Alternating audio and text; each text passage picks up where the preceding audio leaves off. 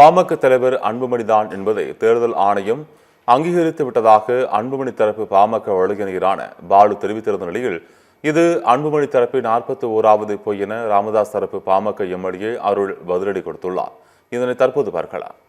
இந்திய தலைமை தேர்தல் ஆணையம் பாட்டாளி மக்கள் கட்சியினுடைய தலைவராக மரியாதைக்குரிய மருத்துவர் அன்புமணி ராமதாஸ் அவர்களை அங்கீகரித்திருக்கிறது. பாட்டாளி மக்கள் கட்சியினுடைய தலைமை அலுவலகம் தற்பொழுது பத்திரிகையாளர்கள் சந்திப்பு நடைபெறக்கூடிய இந்த இடமான நம்பர் 10 திலக் தெரு, டி நகர், சென்னை 17 என்பதை அங்கீகரித்திருக்கிறது. தலைவர், செயலாளர், பொருளாளர் உள்ளிட்ட பதவிகளுக்கான பதவி காலம் 2026 ஆகஸ்ட் 1ஆம் தேதி வரை நீட்டித்து இந்த 3 முக்கியமான முடிவுகளை தேர்தல் ஆணையம் எங்களுக்கு வழங்கியிருக்கிறது. அதனுடைய கடிதத்தை தான் உங்களுக்கு இப்பொழுது நாங்கள் காட்டினோம்.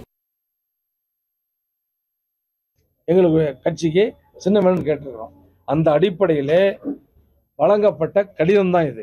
இதில் இன்னொரு ட்விஸ்ட் என்னன்னு பார்த்தீங்கன்னா, மருத்துவர் ஐயா அவர்களுக்கே தெரியாம கட்சியில யாருக்கிட்டையும் சொல்லாம 63 நாட்டு முத்து நாய்க்கின்றது தான் எங்களுடைய கட்சியினுடைய முகவரி. இந்த முகவரியை சதித்திட்டம் தீட்டி கட்சியை அபகரிக்கணுங்கிற திட்டத்தோடு ஒரு கூட்டம் 13 திலக் தெரு முகவரிக்கு மாற்றிருக்கு. அது 13 திலக் தெரு யாருன்னா எங்க அண்ணன் அன்புமணி அவர்கள் வீடு.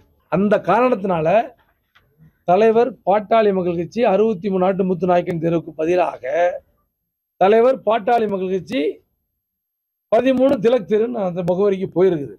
ஆனா இதுல ஒரு உண்மை என்னன்னா, மருத்துவர் அண்ணன் அன்புமணி அவர்கள் தான் தலைவர் என்று இந்த கடிதத்தில் எங்க குறிப்பிட்டிருக்கிறது? எங்கேயுமே குறிப்பிடல. அதனுடைய தலைவராக இன்றைக்கு இருப்பவர் மருத்துவர் ஐயா அவர்கள்.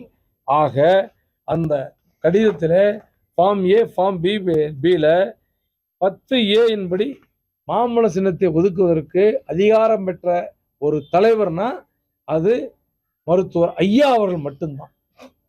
மருத்துவர் ஐயா அவர்கள் மட்டும்தான். அவரை தவிர யாருக்கும் அந்த அதிகாரம் இல்லை என்பதுதான் நிதர்சனமான உண்மை. மருத்துவர் ஐயா அவர்கள் சொன்னார், 40 பொய்களை அந்த கூடாரம் சொல்லி இருக்கிறது என்று முன்னாடி சொன்னார். இது 41வது பொய். 41வது பொய்.